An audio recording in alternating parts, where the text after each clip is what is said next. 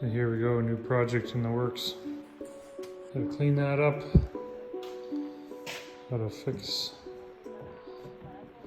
that. Fix that one. Obviously that works really well, eh? Clean it up, do some repairs. What do you think? Should we paint it a nasty chalk paint white?